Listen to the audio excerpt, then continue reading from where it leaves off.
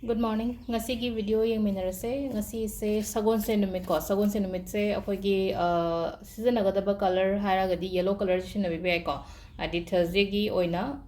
color se yellow laide aduga number da haraga number 25 se 25 ki angel number se khud oi thang badaga dum ibe ai ko nungti gi nomu nomu gi piri ba number se sum ngasi gi oina numit to phana bagi damak ta amu hena aina tawruba ta sabing khang chat ko ko matam da phana bagi damak ta ni ko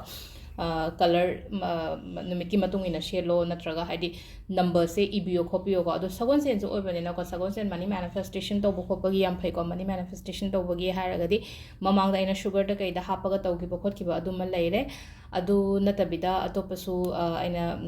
ishing thamaga tawba amasu kano tawhrena ko adu mamayam do loina haidi sagon sen se ko haidi pishagi oibani na haidi pishagi manifestation to bi manifestation yam sangba process tin na tinang sai just chini tin ko macha ma da ai pesa do hapa maga next day da haidi aina poto kaino ma yum gi pot leiba da season of have never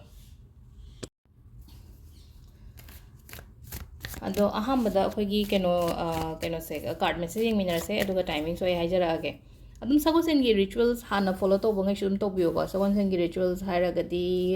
akoina Thursday numit se aina lafu gumba makhong da du gumba thau kholo haje phabani ko yamna adugi den ko haide adu to bi bai ko gumba lubi gano haide nupi da buti hai ko nupa su dum yeng ba yaro gati ko haide Thursday numit se ko yaring haide chot laga su lena ko shampoo bu to bi da Thursday numit se ko ado sidalere ko 3 card se card number 1 choose to sira 2 to sira natraga 3 to sira have to se kan bi se ko aham bai se oisira ani shubai se natraga home subai se ko sida lairi se ko khoi first ki ko hadi ngasi gi oina haragadi celebrations ki oina thole ko celebrations haragadi ngasai gi celebrate parties notice adu khatang na celebrate na te ko ai gi imung da kaino ma changa pa kaino ma phabam lak pa matam da adu celebrate ta oina hadi nungai ba harau ta yam ba haiba adu ne ba ko aduga ani shuba sina ko hadi problems leiba mayam dagi hadi lei hadu dagi tamna tholak oina oiba wakan khatang shanti leigani ko hadi move to hadi lei ba jaga adu da area am nungai te haina haragadi ko khatang move to bi ba ko ai aduga ahum suba sina mo ko ai gi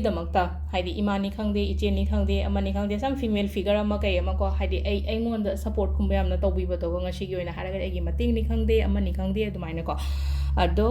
timing sina ayuk ki pung 5 ga min time pan dai na taru ka min ni phum doi phawum lere dai ma pan ga min kun thram doi dai na pung amma ga min ni phuni pan phawum lere ade ahum ga min tara hum doi dagi na pung 3 ka min ni phuni pan phawum lere nungdang gi na pung 10 ga min yang khaini pan dagi na 12 ga min kun thram doi phawum lere ko adu ga nongalam dai gi na pung 2 ga min ni pan dagi na nongal kaino tarom hadi mathangi next day ko nongalam dai gi pung 5 ga minute time pan phawum lere ko sisina ngasi gi oina aphaba timing ko ado kaino se sida lere khoi gi ngasi gi card ki message me thank you